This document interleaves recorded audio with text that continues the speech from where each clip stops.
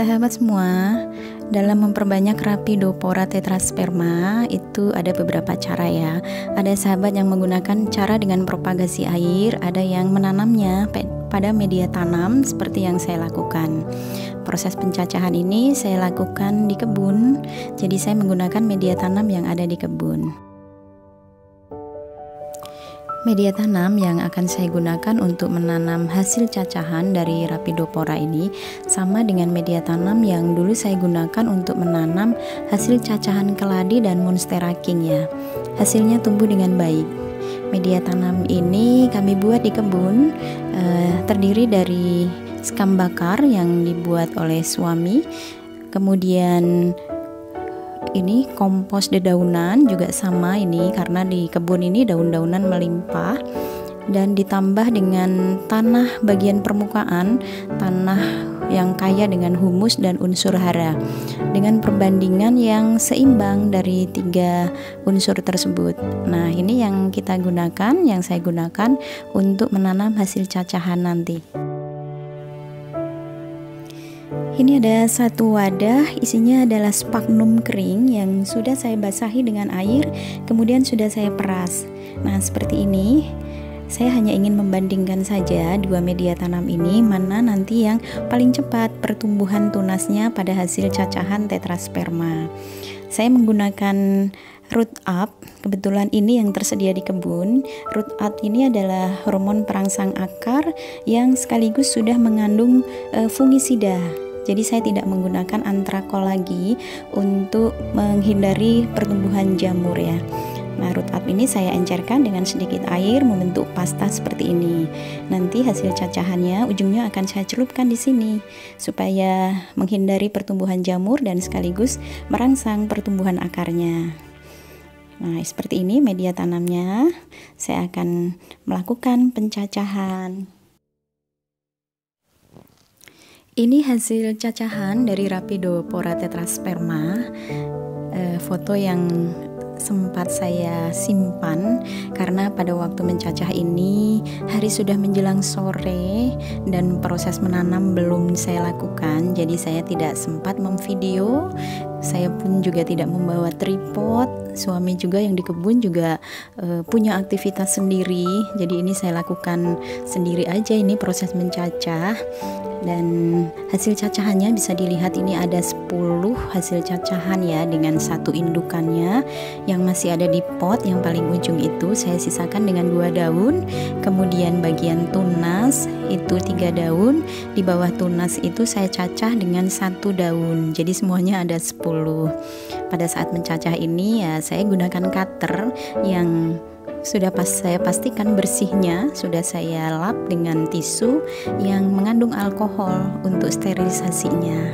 Nah, seperti itu proses mencacah, hanya ada arsip fotonya saja. Beres mencacah, lanjut dengan proses penanaman. Jadi ini saya tanam. Hasil cacahannya ada 9 ditambah indukannya jadi ada 10 yang sudah saya tanam. Ada yang pada media sphagnum basah seperti ini, dan pada media tanam yang lain campuran dari skam bakar, kompos, dan humus. Nah, pada ujung dari hasil cacahan ini saya olesi antrakol ya, supaya tidak ada fungisida. Nah, ini antrakolnya saya oleskan serbuknya aja, saya oleskan seperti itu. Sedangkan pada bagian bawah hasil cacahan saya olesi dengan root up. Nah, seperti ini. Diharapkan tidak ada jamur yang tumbuh dari bekas potongan tadi yang di sebelah atas, dan yang di bawah juga diharapkan tidak ada jamur plus ada perangsang akarnya. Hari sudah menjelang gelap pada saat saya mencacah ini ya. Inilah hasil cacahan dari Rapidopora tetrasperma ya. Beres mencacah agak bingung juga nih mau naruh hasil cacahannya karena di kebun belum ada greenhouse. Dan setelah cari-cari akhirnya ya pinggir saung ini menjadi tempat pilihan saya untuk menaruh hasil cacahannya. karena di pinggir saung ini tidak terpapar cahaya matahari secara langsung, hanya kena bayangan matahari pagi sebentar ya, hanya sekitar 2 jam. Tapi di sini angin cukup kencang. Mudah-mudahan saja hasil cacahan ini bisa tumbuh nantinya. Sebenarnya nggak tenang juga karena nggak setiap hari saya ke kebun, hanya 2-3 hari sekali. Jadi sebelum pergi saya pastikan media tanamnya sudah benar-benar lembab ya.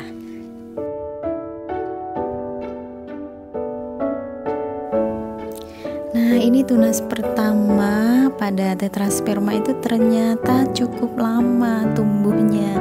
Jadi bagi Anda yang mencacah harus sabar. Saya pikir juga tidak tumbuh, ini tunasnya lama banget ini. Jadi ini sekitar 7 minggu sampai 8 minggu yang satu daun itu, hasil cacahan satu daun itu baru muncul tunasnya. Nah, seperti ini ya, butuh waktu hampir 2 bulan. Yang lebih agak cepat itu bagian induknya, bonggol bawahnya itu lebih cepat ya, itu mungkin sebulan sudah mulai ada tunas. Tapi kalau yang satu daun seperti ini rata-rata 7-8 minggu.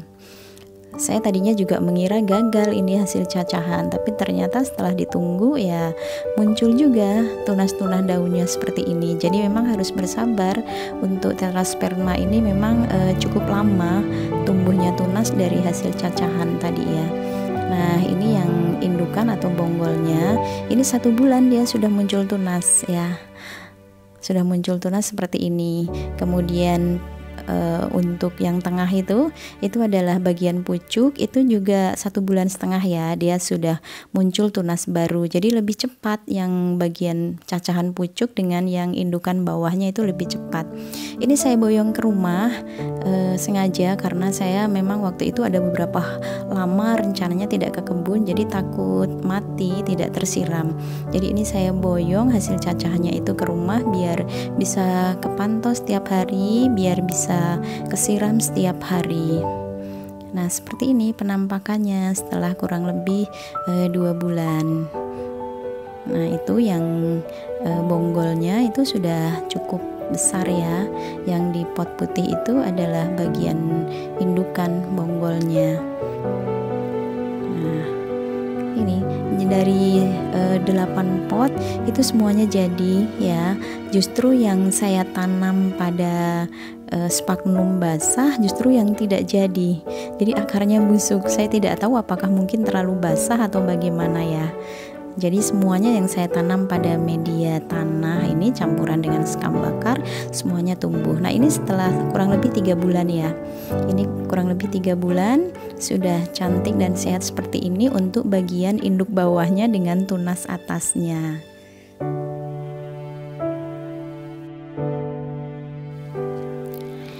Setelah 4 bulan pencacahan, Rhaphidophora tumbuh semakin sehat dan semakin subur. Bahkan yang satu daun pun tumbuh dengan baik, ditandai dengan tunas-tunas baru yang terus bermunculan. Melihat kondisi seperti ini, saya yakin Rhaphidophora saya tumbuh dengan sehat, sehingga saya tidak ragu lagi saat ada sahabat yang berminat untuk merawat si cantik ya Monstera mini atau Rhaphidophora ini. Dari 10 hasil cacahan, yang 1 gagal menggunakan sphagnum moss, sedangkan yang 9 ini tumbuh dengan baik. 7 sudah berpindah perawatan ke sahabat-sahabat saya ya. Nah, ini di rumah sahabat saya, ini Rhaphidophoranya juga tumbuh dengan sehat.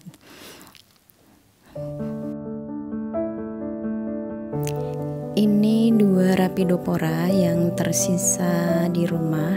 Saya akan merawatnya supaya nanti kalau sudah panjang saya bisa memperbanyaknya. Inginnya mencoba dengan cara propagasi air.